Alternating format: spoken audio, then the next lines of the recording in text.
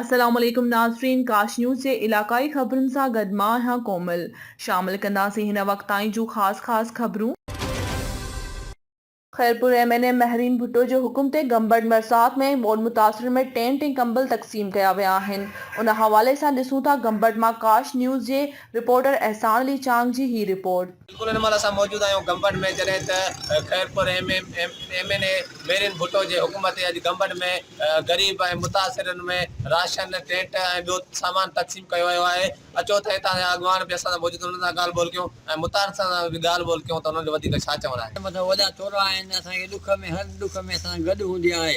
वीह पिया त बि असां गॾु हुजे। हाणे जेको सामान मिले पियो, टेंट मिलिया या राशन मिलियो, सभु असांखे पुॼाइनि पिया। सेठियुनि जी बि वॾी महिरबानी अॼु जे तरफ़ां जेको असांखे पुॼाइनि पिया, सॾु करे घर ॾियनि पिया वञनि, असांजे बचनि खे बि ॾियनि पिया। हाणे जेके बि आया आहिनि गिलम गालीचा, सभिनि जी वॾी महिरबानी, बचनि सूद असांखे अॼु पुॼायूं।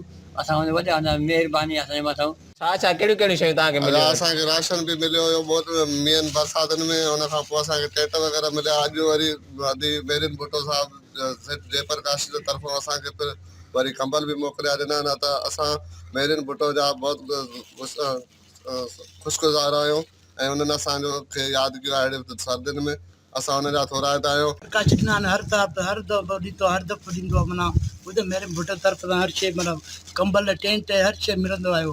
राशन वग़ैरह राशन वाशन मिलंदो आहे। जेको 3-4 महीना बरसाति में हलियो, असां थोरा हित आहियूं उन्हनि जा थोरा हित महरीन भुट्टो जो बि रेट अदा आहे। असांजे जेका एमएनए आहे महरीन भुट्टो, उन तरफ़ खां अॻु में राशन बि मिलियो। साईं जावेद शाह तरफ़ खां उहो बि असां हलायोसीं। ग़रीब मुस्तहकम जेके तव्हां ॾिठो हूंदो, लेडीज़ खे बि ॾिनासीं।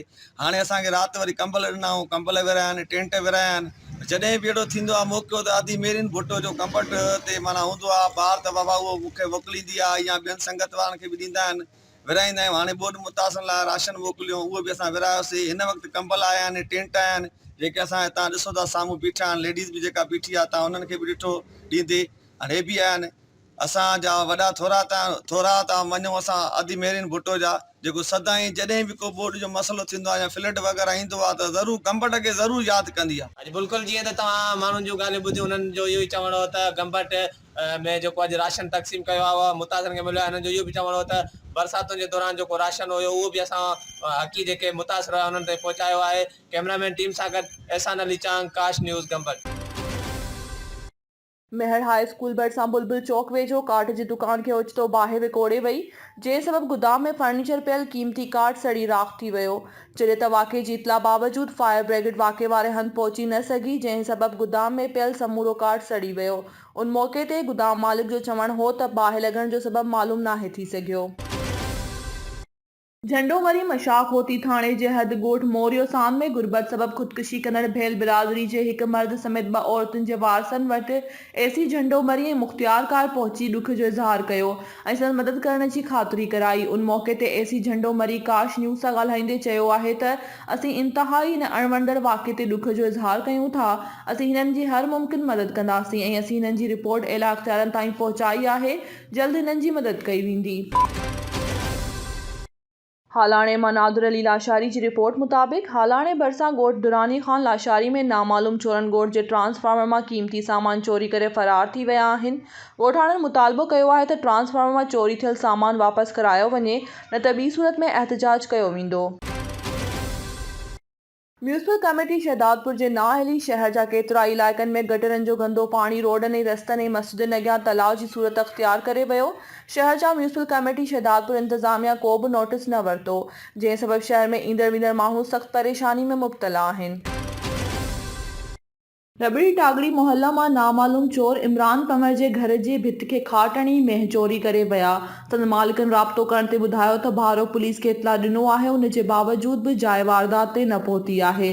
हिन एसएसपी खैरपुर खां मुतालबो कयो आहे त थियल चोरी वापसि कराई वञे।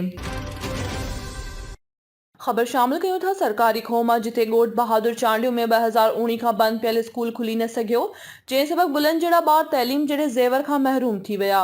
ॻोठाणनि करीम बश ऐं मोहम्मद अशरफ चांडियो जी अॻवाणी में एहतजाज कयो वियो आहे। उन मौक़े ते मीडिया सां ॻाल्हाईंदे चयो त असांजो स्कूल में उस्ताद न हुजण करे असांजो स्कूल बंदि पियल आहे, जंहिं करे असांजे तक़रीबन 200 ॻोठ जा ॿार तालीम खां महरूम थी विया आहिनि। असां TEO काज़ी अहमद खे दरख़्वास्तूं ॾिनियूं आहिनि पर उस्ताद नाहे मुक़ररु कयो वियो। हिन सेक्रेटरी तालीम खां मुतालबो कयो त असांजे स्कूल में फुल फोर उस्ताद मुक़ररु कयो वञे। Sita road government primary boys campus school Rahmani road तरफ़ां वर्ल्ड एजुकेशन डे मल्हायो वियो। उस्तादनि हेड मास्टर इमदाद अली सोलंकी, खलील अनवर सोलंकी वेन जी अॻवाणी में सवें शागिर्दियाणियुनि रैली कढी वई। उन मौक़े ते अॻवान मीडिया सां ॻाल्हाईंदे चयो त असांजो वर्ल्ड एजुकेशन डे 24 जनवरी जे हवाले सां दुनिया खे इहो पैगाम ॾियूं था त पंहिंजे नंढड़नि गुलनि जहिड़नि ॿारनि खे तालीम ॾियो। तालीम सां ई माण्हू इंसान बणिजे थो। तालीम इंसाननि जी टीं अखि आहे। हिननि चयो त पंहिंजे मासूम ॿारनि खे सरकारी स्कूल में दाख़िल करायो जिते हू तालीम पिराइनि। 27 मेल खां ॻोठ अलीशेर खां गोलाटो ताईं मसल रोड 2018 खां टेंडर थियल रोड न थी सघियो आहे। उन हवाले सां ॾिसूं था रिसालतदार मां करम ख़ान जाखराणी जी ही रिपोर्ट। 27 मेल शहर खां जेको ॻोठ अलीशेर खान गोलाटो आहे उन ताईं जेको मिसल रोड आहे उनखे तक़रीबन 2018 खां जेका टेंडर थियल आहे ठेकेदार अमीर हुसैन गुलाटो उर्फ बकरो अञा ताईं जेको आहे कमु मुकमिल न करे सघियो आहे। पथर ई रखियल आहिनि जेके अचण वञण में जेके हिते ॾिसो था केतिरो आवाम खे जेको तकलीफ़ आहे। त हीअ रोड 2018 खां वठी टेंडर थियल आहे।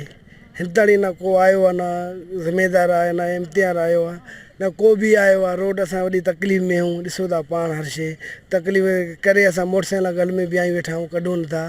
DC साहिब खे अपील आहे जल्द खां जल्द रोड बहाल कई वञे। काफ़ी टाइम थी वियो आहे, असां तमामु ज़लील थी विया आहियूं। बीमारी में बड़ी में असां तमामु ॾुखिया आहियूं। असुलु हे एक्शन नथा करनि। असुलु बसि कारोबार इहो हले थो पियो। हफ़्तो अचनि था, हफ़्तो वरी छॾे वञनि था, वरी महीनो अचनि था, 3 महीना छॾे वञनि था। इहो ई तरीक़ो आहे हिननि जो। अञा ताईं बहाल न थियो आहे बाबा। असां ॾाढा ज़लील आहियूं। असां चऊं था महिरबानी करे असांजी बहाल करे ॾियो। इलाइक़े जा जेको आवाम जा ॻाल्हियूं ॿुधा उन्हनि जो इहो चवणु आहे त हीअ रोड मिसल रोड 2 किलोमीटर 27 मेल खां ॻोठ अलीशेर ताईं ही 2018 जी टेंडर थियल आहे। अञा ताईं मुकमिल थी न सघियो। पथर रखी करे ठेकेदार अञा ताईं कम जे लाइ आयो ई न आहे। असांजी DC साहिब खे इहा अपील आहे त रोड ठाराए असांखे सुख ॾिनो वञे। कैमरा टीम सां गॾु करम खान जखाणी, काश न्यूज़ रसालदार। हज़रत शाह अब्दुल लतीफ़ भिटाई जो 342वां जश्न विलादत भिटशाह में वॾे अक़ीदत ऐं एहतराम सां मल्हायो पियो वञे। उन हवाले सां ॾिसूं था भिटशाह मां अमीर अली बलेदी जी ही रिपोर्ट। जी बिल्कुलु, असां हिन वक़्तु दरगाह हज़रत शाह अब्दुल लतीफ़ भिटाई ते मौजूदु आहियूं जेको 342वां जश्न विलादत मल्हायो पियो वञे। ऐं सिंध जे कुंड कुर्च मां परे परे खां आयल जेके ज़ाइरीन आहिनि ऐं अक़ीदतमंद आहिनि उहे हिन वक़्तु दरगाह हज़रत शाह अब्दुल लतीफ़ भिटाई ते मौजूदु आहिनि। उन्हनि सां चयो त हिननि सां ॻाल्हि ॿोल करियूं था त काश TV सां पंहिंजा वीचार कहिड़े रीति वंडनि था। सारी रात सुभान जागी जिन याद कयो उन जे अब्दुल लतीफ़ चए मिटी लधो मान घोड़े कन सलाम अची आसण उन जे।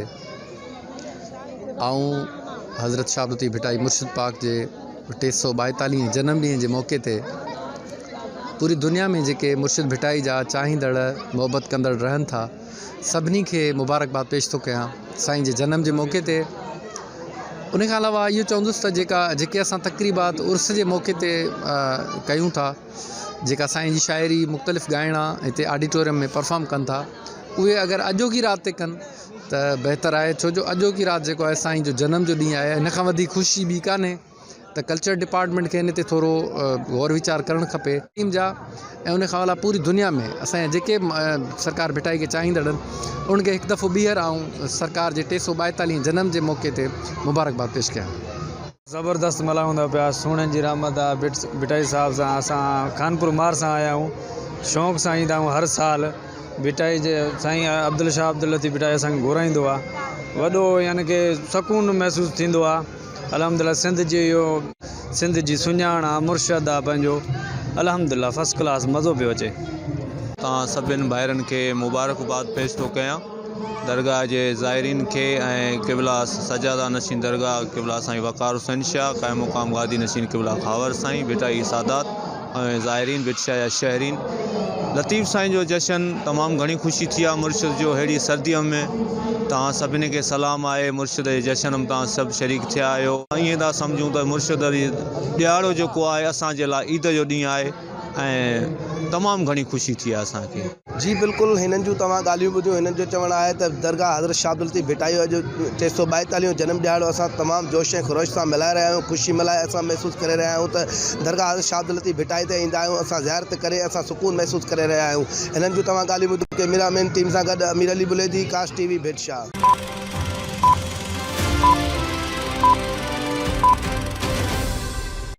वधीक ख़बरुनि ऐं अपडेट्स लाइ ॾिसंदा रहो KTV न्यूज़।